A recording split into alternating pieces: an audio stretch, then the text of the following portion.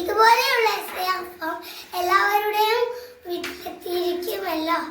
ഇനി ഇത് ശരിയായ രൂപത്തിൽ പൂരിപ്പിക്കേണ്ട രീതിയാണ് ഞാൻ ഇവിടെ പറയാൻ പോകുന്നത്. ഇതിനുവേണ്ടി നിങ്ങളുടെ വീട്ടിൽ BLO കൊണ്ടുവന്ന എസ്ഐ ഫോം കയ്യിലെടുക്കുക. അതിൻ്റെ കൂടെ ആധാർ കാർഡും എടുക്കുക. 2002 മുമ്പ് വോട്ടർ പട്ടികയിൽ പേരുള്ളവരുടെ എസ്ഐ ഫോം പൂരിപ്പിക്കേണ്ട രീതി. ആദ്യമായി ഫസ്റ്റ് കോളത്തിൽ ജനനത്തീയതി എഴുതുക.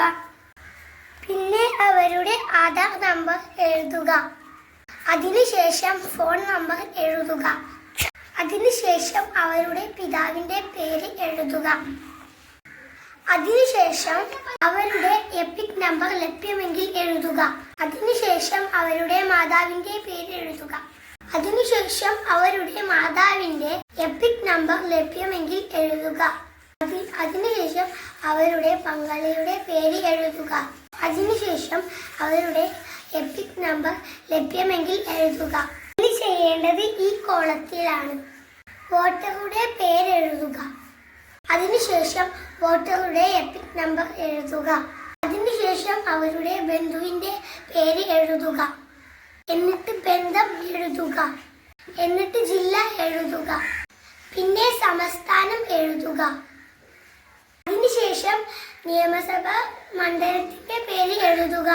അതിനുശേഷം 2002 വോട്ട് ചെയ്ത നിയമസഭാ മണ്ഡലത്തിന്റെ നമ്പർ എഴുതുക.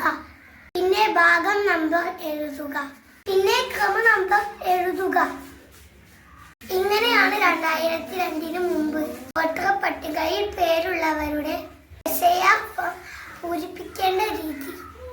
ഇനി 2002 ശേഷം വോട്ടർ പട്ടികയിൽ പേരുള്ളവരുടെ എസ്ഐ ഫോം പൂരിപ്പിക്കേണ്ട രീതിയാണ് ഞാനിവിടെ പറയാൻ പോകുന്നത്.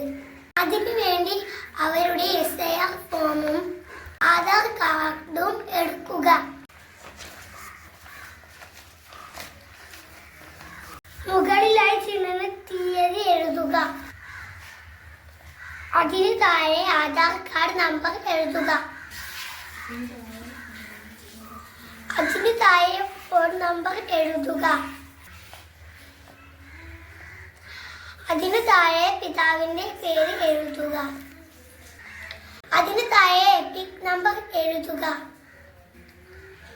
അതിന് താഴെ മാതാവിൻ്റെ പേര് എഴുതുക. അതിന് താഴെ അവരുടെ എപിക് നമ്പർ എഴുതുക. അതിന് താഴെ പങ്കാളിയുടെ പേര് എഴുതുക. അതിനു താഴെ പങ്കാളിയുടെ എപിക് നമ്പർ എഴുതുക. ഇനി ചെയ്യേണ്ടത് 2002 ശേഷം ഇവിടെ പിതാവിന്റെ പേര് എഴുതുക. അതിനു താഴെ അവരുടെ എപിക് നമ്പർ ലഭ്യമെങ്കിൽ എഴുതുക. അതിനു താഴെ അവരുടെ പിതാവിന്റെ പേര് എഴുതുക. അതിനു താഴെ ബന്ധം എഴുതുക. അതിനു താഴെ ജില്ല എഴുതുക. അതിനു താഴെ സംസ്ഥാനം എഴുതുക. അതിനുശേഷം പിതാവ് 2002 മുമ്പ് വോട്ട് ചെയ്ത നിയമസഭാ മണ്ഡലത്തിന്റെ നമ്പർ എഴുതുക. പിന്നെ ഭാഗം നമ്പർ എഴുതുക. പിന്നെ ക്രമ നമ്പർ എഴുതുക.